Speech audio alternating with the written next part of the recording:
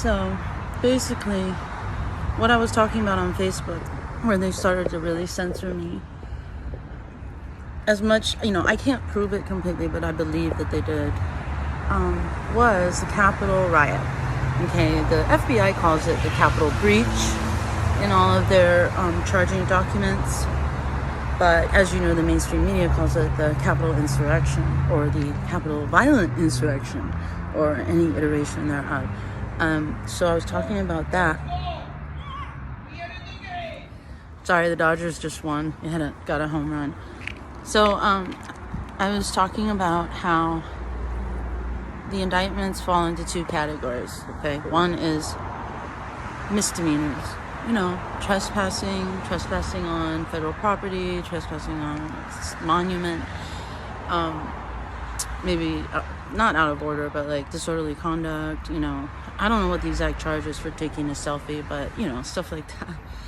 And then of course you have the, I don't know, perhaps 100 or 200 men and women who were violent, disorderly, to a point of injuring people, and etc. What I noticed is that I can't take credit for it, but this was the start of my realization. If you go to revolver.news, it's a really good site. You guys probably all read it already, but Tucker Carlson mentioned it in one of his broadcasts last week, and he said, on his show, Tucker was citing the Revolver.news article about the insurrection. It's a very long, very thorough article, and it talks about how there are a lot of unindicted co-conspirators mentioned in some of the court documents for the prosecution of some of these people. And what that means is, it means that it's either a government informant or a human, I forget what they call them, a human asset, an employee of the FBI who's been embedded. And so we already know that they've embedded themselves in some, quote, patriot or even fringe groups. For instance, the one that had a supposed plot to kidnap Governor Gretchen Whitmer of Michigan. Apparently, it was an informant who actually suggested the kidnapping. So this was a sting operation, essentially. And it shows that there were actually 4 separate people who were confidential sources out of the 11 who were nabbed or, and arrested for that plot. That plot started out as storming of the Michigan Capitol. And it was like a dry run. I can't believe I didn't think of this earlier when I was watching that night of January 6th. I was watching like the Confederate flag and the really tall, weird guy with the horns and all that. When I was watching that, I should have totally realized that this was exactly like the Michigan State Capitol when they bum rushed that. Who were those people? We all have always felt it was not the Trump movement that did this at all. I mean, there were people who followed, yes, of course. But do we really know who they are? Do we really know? No, we don't. And I know people will be commenting, it was Antifa. This is not doing you any favors. Oh, I forgot I'm on Telegram. But like in Facebook, people will comment, it was Antifa. It was Black Lives Matter. No, it's actually our own intelligence agencies who've been doing these shenanigans for far, far too long. Here's the thing, though. Then I thought to myself, the terrorism that we've used as an excuse to fight all our wars, as we've come to find out, is often manufactured by the deep state. They label people terrorists, and they say, well, they kill innocents. How do we know? I mean, perhaps some of those people started off just trying to fight for their freedom, like the Mujahideen against the Soviet Union. And then I think what happened was U.S. intelligence corrupted a lot of them, compromised a lot of them. And so these terrorists kind of are like, they're kind of beholden to our deep state. not a surprise, and you've all heard that. So this is what I realized, though.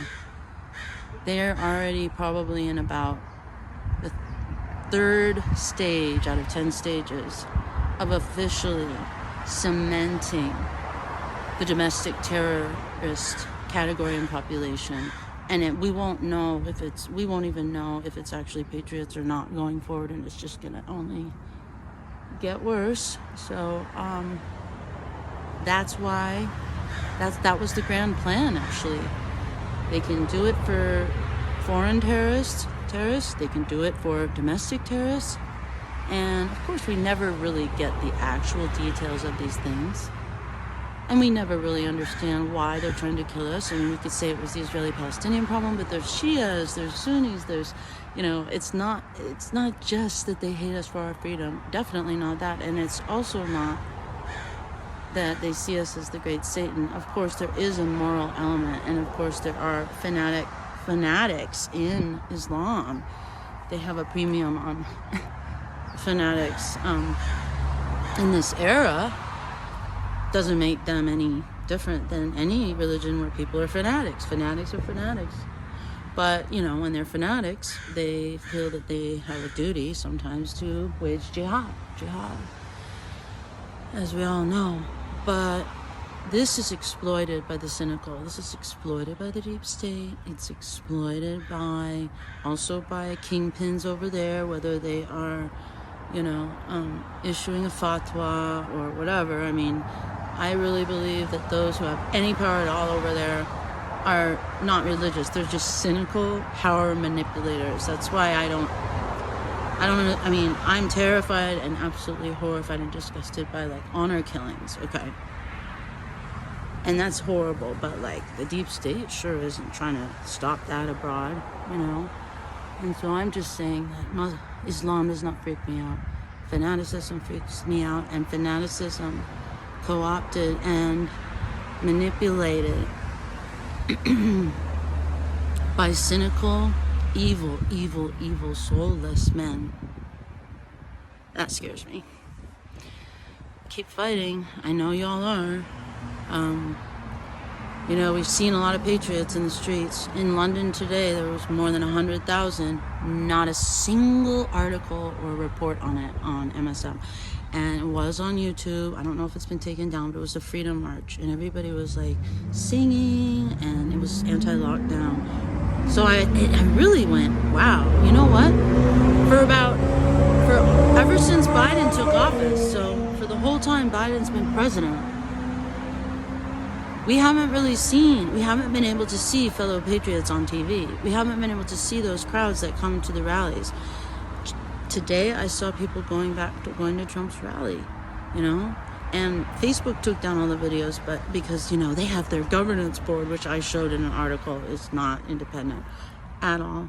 But, so I thought YouTube was censoring it as well, but somebody sent me a link. Actually, they sent me a link to Rumble.